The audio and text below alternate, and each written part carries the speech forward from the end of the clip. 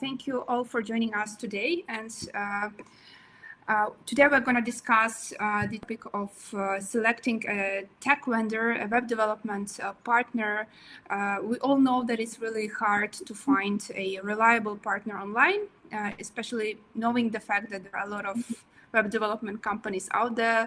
There are a lot of outsourcing destinations in South America, in Eastern Europe, in China, scattered all around the world. So the question we want to answer today is how to find a reliable software development partner that will build your product in the most efficient way, and you will be satisfied with the process. The second part of the presentation will be remote management practices. So basically what you need to do to make this whole outsourcing experiment work for you and for your company. This webinar we've got two guests, Caroline Ryder from Clutch, one of the most reliable review platforms for B2B vendors. Caroline gathers interviews from clients that have used help of tech vendors before and want to share their feedback with the world and with the other companies that are going to look for the tech vendor in the future. And Karina Czapinska, who is our second presenter. She is a agile delivery lead in Neoteric, and she's been working with engaged in project in over 50 projects on 5 continents, so she knows what remote work means and how to make it work. So she will share with us some remote management practices in tech teams.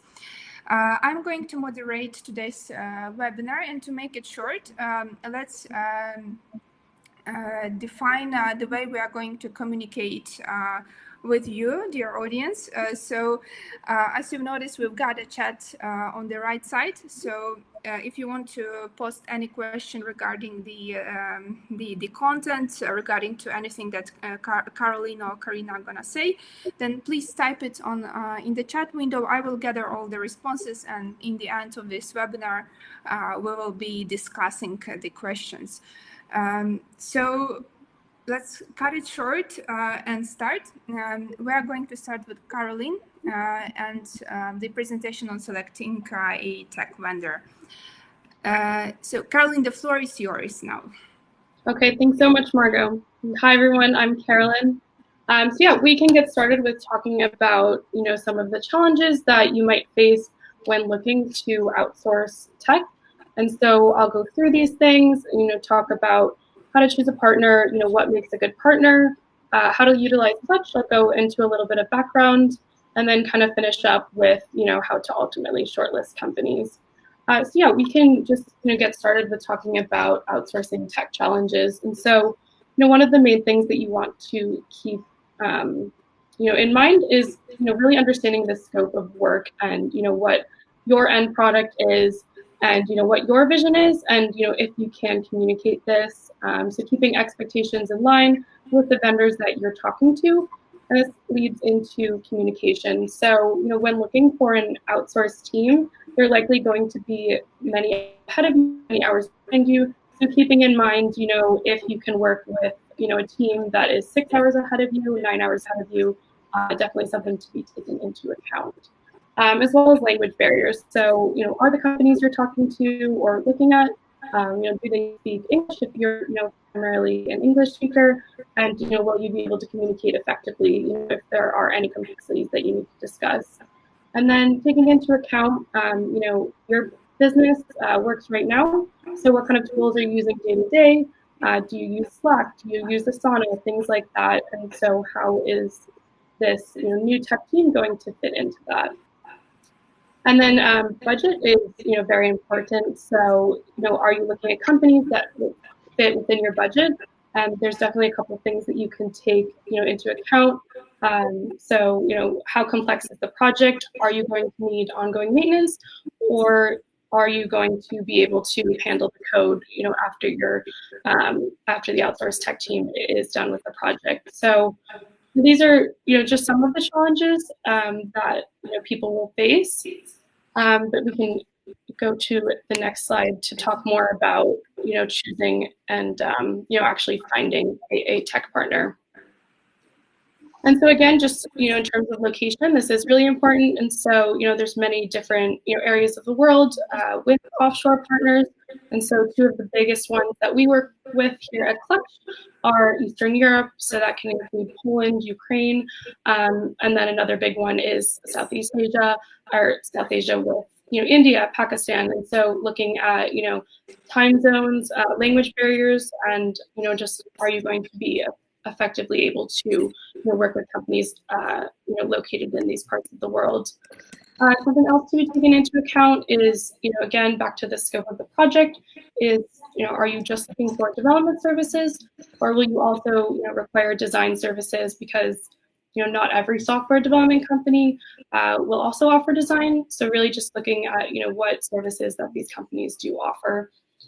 And then this is, more for companies that have an existing product, but what language or technology is your existing product already in, or if you're building from scratch, are you looking for any specific technologies?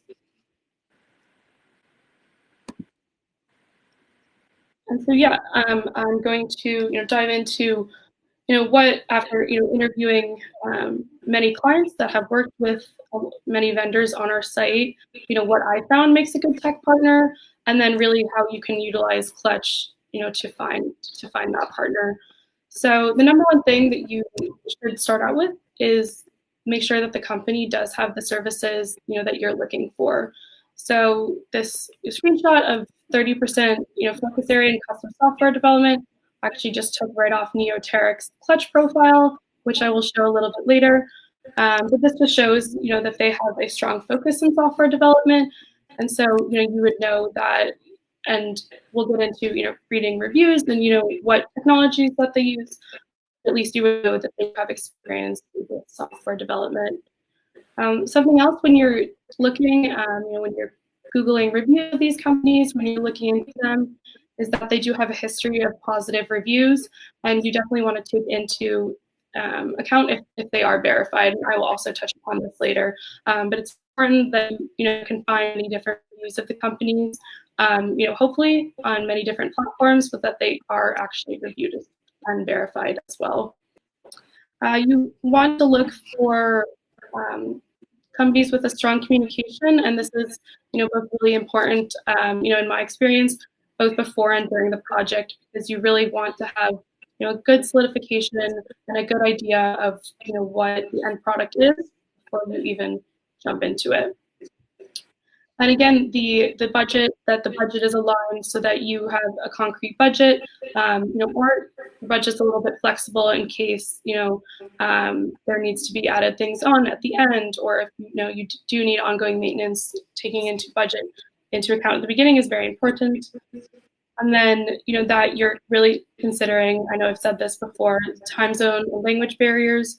That you're really considering how this is going to affect your collaboration. And so what I'll do is go over what a standard Clutch review looks like, and I'll also just give a little bit of background on Clutch and how we collect these reviews. So this review is actually taken from Neoteric's Clutch profile, and so when they came to Clutch, or when anyone comes to Clutch, they'll likely see one of our directory listings. And so we list companies based on service lines, and we have them fill out, a company profile with their location, and then they list on all directories that of the services that they provide. So for instance, I showed that Neoteric specializes in custom software development, so that when you're looking for software development companies, you will find them on this list. And so since Clutch is a ratings and review platform, we do encourage all companies to collect reviews on their profile. And so we contact their past and current clients for up-to-date reviews on the scope of the project, their general experience, and really just how collaborating with said company was. And these reviews, as you can see in this screen share here, are pretty in depth, and they can turn into a case study. And so we really want to get a really good idea for future clients on how the collaboration was. So I'll go through how to interpret the company profile and how to interpret Clutch reviews.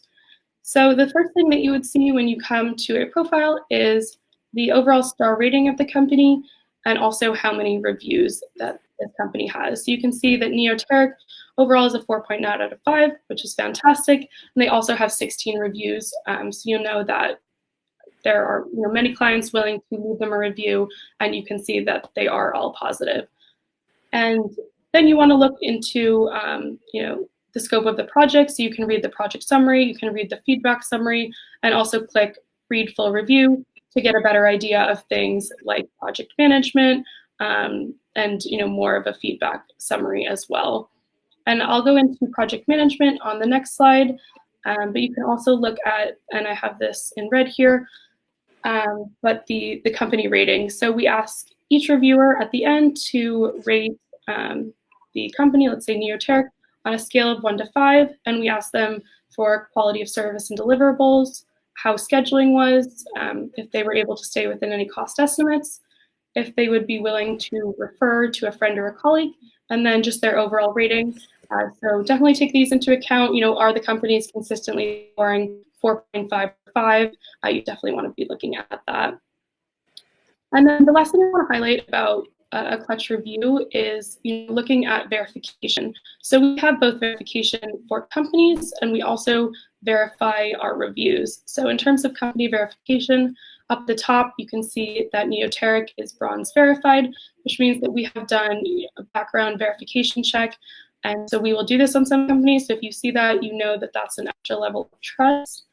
And then at the bottom of the review, you can also see, I've highlighted this in red, that we were able to verify the person that left this review and also the project itself.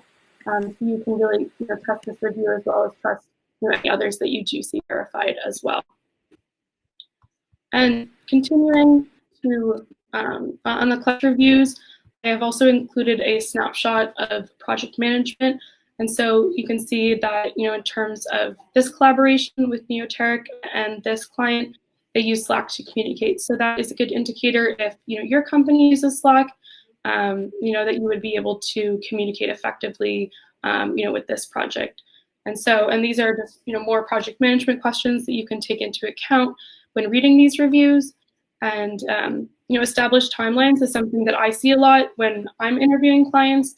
Is sometimes I'll hear that a company was able to deliver ahead of the deadline, or because there weren't the same expectations, or there was added work on the end, that the company was unfortunately unable to deliver in the time frame that the client was looking for. So also something to keep in consideration in terms of project management. And then really just aligning what you're looking for with this possible vendor that you might collaborate with. So how does your project management style match up with their project management style? And so let's say you've gone through the challenges, you've thought about your scope of the project, what you're looking for, you've started to read some reviews, and now you're ready to start shortlisting companies. And so I'll go into, I know Margot mentioned this at the beginning, but we also have what we call a project matchmaking team here at Clutch. And so really, what matchmaking intends to do is connect clients that are looking for vendors that fit the services on Clutch with some of our best fit vendors. And so what we do is we verify all of these potential clients before they come through. We get on the phone with them and we verify them, ask them the scope of the project, what they're looking for, and then we connect them with best fit vendors depending on things like budget, location, services, and more. So I'll go into what kind of questions we ask and things to consider when actually looking to finally shortlist a list of companies. So hopefully, by now you've been able to narrow the scope of the project and the services. You've started to look on, let's say, Clutch directories under software development companies, and you've been able to, start putting in some filters and, starting to narrow down the list. Have been able to determine what geographic preference do you have? So have you, decided that you're going to partner with an India company? Are you going to partner with an Eastern European company? And is remote work possible, or are you actually going to, need a local partner? Is it imperative that they be in the office for this project? And then, what is your budget? So on all Clutch directories, we do have the option to narrow down companies based on the budget that you're looking for. And so, taking things into account, like how long the project is going to be, any ongoing maintenance, any other costs that you can think of that you might need to budget in. And something I haven't mentioned that I want to mention is, have you spoken to any companies previously? So some people that I verify through the matchmaking program have actually spoken to companies before. It didn't work out, so they're going to try again round 2. So what you want to think about this time is that now you've gone through a more extensive search, you've taken more things into account. So what did you learn from that experience? What can you take from this, and hopefully find the best fit vendor this time around? And also, another thing that you want to take into account in terms of shortlisting is, are you looking for a company that has experience in your industry? So we hear this a lot, that if companies are in, let's say, the fintech industry, the healthcare industry, the legal industry, they really want to partner with a company who has partnered with other similar companies and would understand specific niche clarifications. And this could only help. So we do have that filtering on Clutch as well, if you are looking to specialize or look for companies that specialize in these industries. Yeah, just kind of an overview of really how to use Clutch. It can be used for a lot. We don't just rank companies. We have helpful articles. We also have leaders matrices as well. That show how focused a company is, and show the leaders in a specific market or service line. But yeah, really, you can use Clutch to shortlist companies. We have tens of thousands of reviews. So definitely, read those reviews, look at the project management, look at the collaboration to really, make sure that you're choosing the best company for what you need.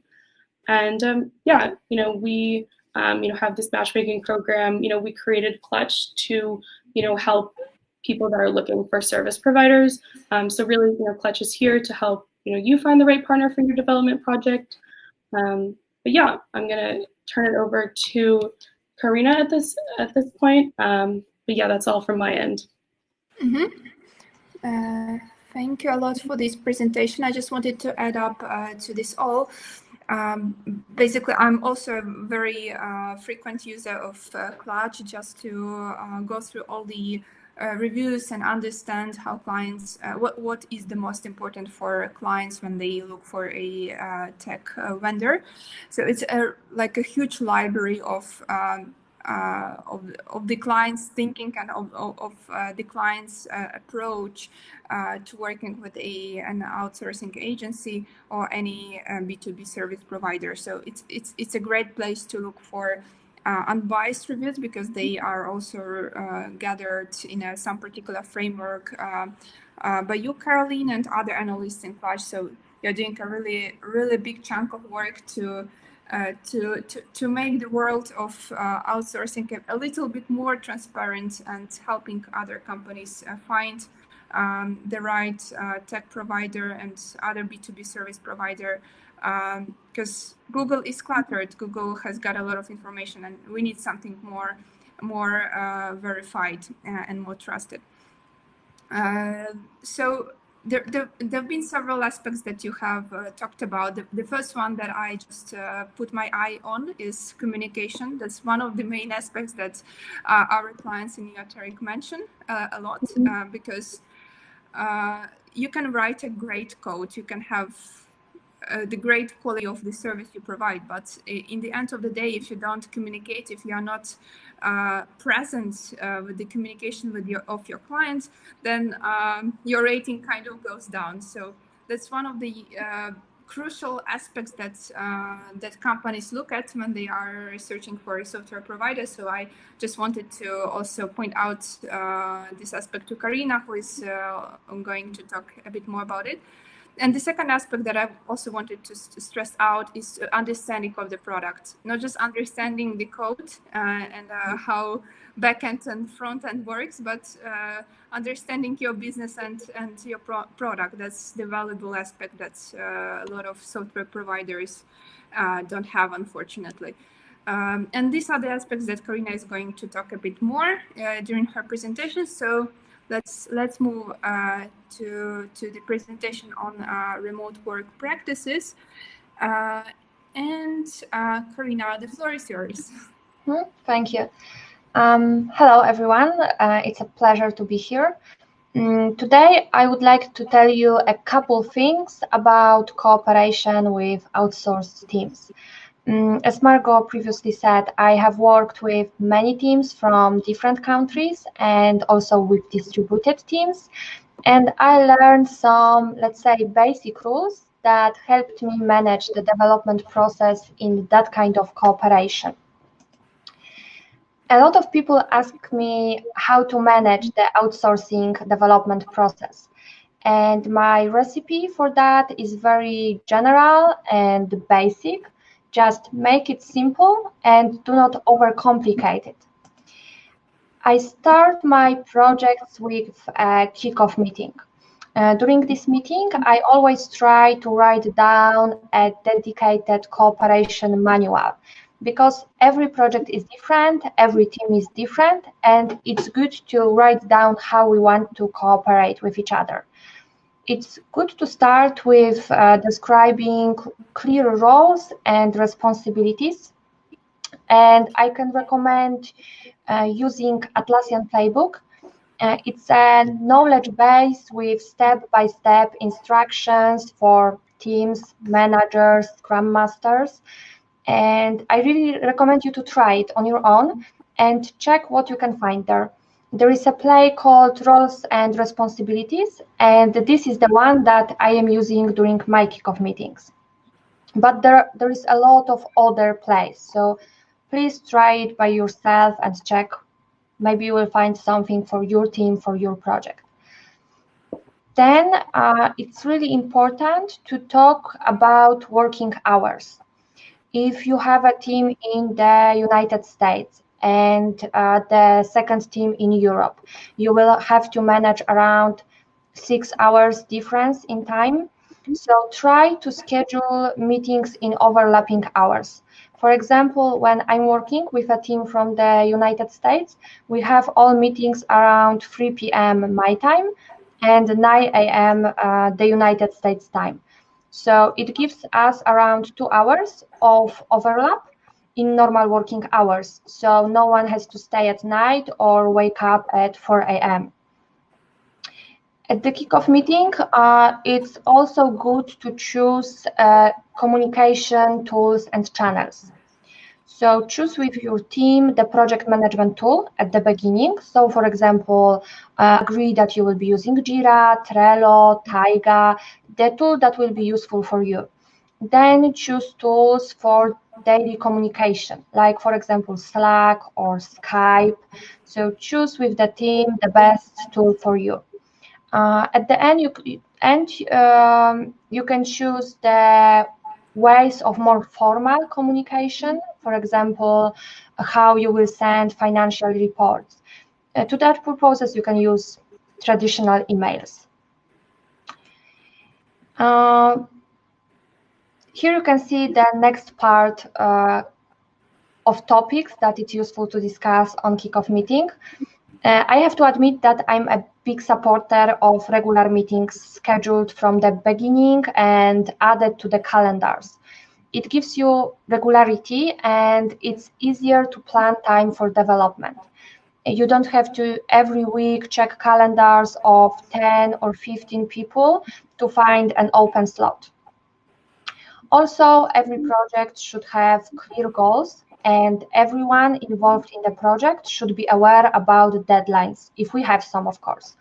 A good tip here is to create a calendar with all events and reminders about important dates. For example, release dates, demos for stakeholders, some business events.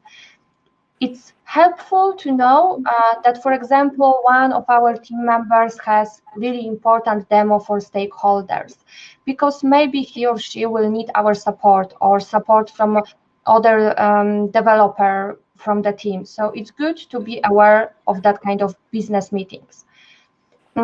Another important thing, especially when you work in a time and material model, is how your team is reporting their time. In next slides, I will show you what tools you can use to track time burned by the team in an easy way. And last but not least on my list is the reporting system. In my case, I have teams, but also clients who are working with us remotely. So for me, it's really important to agree how we will work, how we will report our work. I am sending reports after every iteration, so weekly or bi-weekly.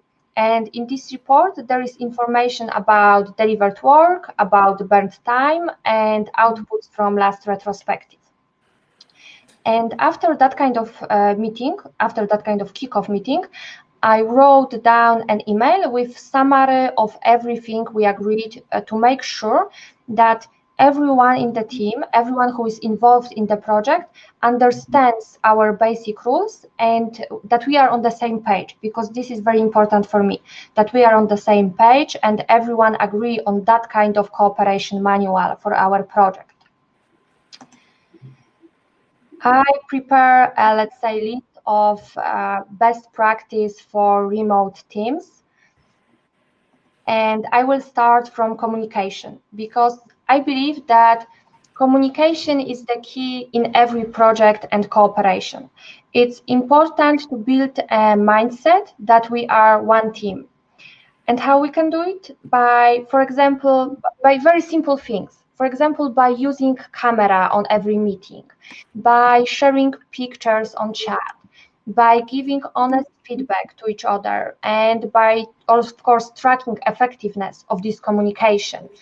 Like, I know that a lot of people are shy and they don't want to use camera, or some people work from home and they don't want to use camera. But believe me that this one simple thing can change much in our relationship. When we see someone, it's easier to think about us as one team. And after a couple of meetings, you will see that it will be natural for everyone that we have a camera. So this is very simple and very important tip. Use camera on your meetings. Team bonding.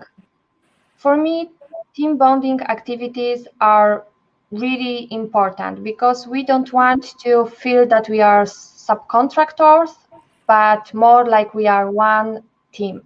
So team needs to feel as one organism, and every team bonding activities gives you opportunity to build this mindset. In my work, I see a huge difference between people who feel like, as I said, subcontractors, and people who treat each other as partners. Teams are much more motivated when you are interested about their lives, their hobbies, and motivation is a key to effectiveness.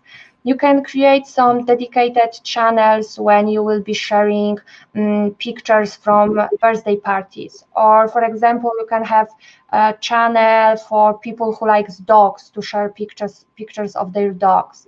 Also, you can conduct team bonding activities, even remotely. You can use virtual games, or you can organize, let's say, FIFA or Mortal Kombat tournaments. And it will give you opportunity to feel like you are one big family, more than feel like we are working with some subcontractors. Another key factor connected actually with communication is transparency. We are working with, if we are working with outsourced teams, we want to know what they are doing and how we can support them or eliminate obstacles. And a good reporting system is a way to achieve this goal. I'm working mainly in two types of teams. First type is when I have two teams, each team in a different time zone. And in this case, I always try to organize daily stand-ups together and discuss current progress, plan next day, ask about obstacles. But I also have second type of projects where I am working with my team in the same location, and I have client who is our product owner, so person responsible for requirements and priorities in a different time zone. And in this case, it's much harder to organize daily stand-ups for everyone. So I have daily stand-ups with my team, and after this meeting, we are sharing our daily notes on chat with our client to let him know about the progress, about our plan for the next couple of hours, and if there are some obstacles, of course, there will be also information about it. And of course, besides of that, everyone has access to project management tools and can track the progress of each epic or task by himself. I also prepared 3 slides about my tool stack. So here you can see tools that I am using, and I can honestly recommend these tools because I'm using them in my daily work. So first group are communicators. When I am choosing communicator for my team, I'm looking for really well working notifications for mobile version. And it doesn't matter for me, is it responsive app or dedicated mobile app, but I want to have mobile version. I want something easy to use because I have to fast show the team how to use it if they are not familiar with this tool. In around, let's say, 19% of my projects, I am using Slack because I can easily organize channels by topic, by project, by technology, or whatever makes sense for a particular team. And the next, let's say, 10% is Telegram. And in my opinion, this tool has the best notifications on both web and mobile version. Next group of tools is about storing files. Here, for me, priority is a security of data and space to use. And actually, both Google Drive and Dropbox will provide it. They are very similar. Third group are online meeting tools. That kind of tools should be fast, have good quality of sound, and again, be easy to use for the whole team. I am using mainly Hangouts Meet, but I added here BlueJeans because it's more popular among my clients from the US. So maybe it will be useful for you to check also this tool.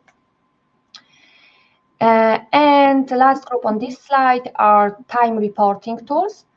For me, very important is that kind of tools should have custom reports, real-time reporting, again, mobile version, and fast synchronization. Here you can use Clockify or Toggle because they are quite similar.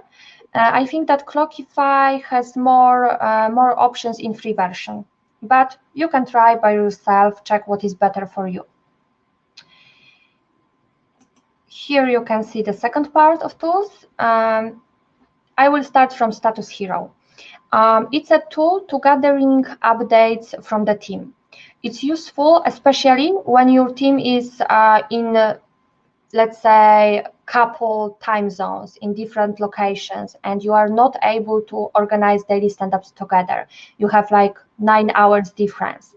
So in that case, team can leave their notes in Status Hero, and everyone in the team has access and can check what is the status of other team members. You can always connect Status Hero with, for example, Slack, and then you will have daily notes on chosen Slack channel. So it's very useful for the teams which are working remotely from different locations. And the last group of tools are retrospective apps. Using that kind of tools gives us opportunity to gather honest feedback and create also action points for improvements. When you are working with outsourced team, you want to know what they are thinking, what they want to improve, what they want to change. And in this group, I think Retrium is the most complex one because it has a lot of templates for retrospective, but also health checks, which is really important because you want to check health of your team during the project. And here I have small, let's say, tips to sum up what I already said. Like, for me, very important is to make it simple, to not overcomplicate this cooperation. The second tip is to prepare cooperation manual with your team. So ask your team what tools they know, what tools they want to use, because your opinion can be different than the rest of the team. And it's good to use the tool that most of people are familiar with. Sum up all rules to make sure that you are on the same page.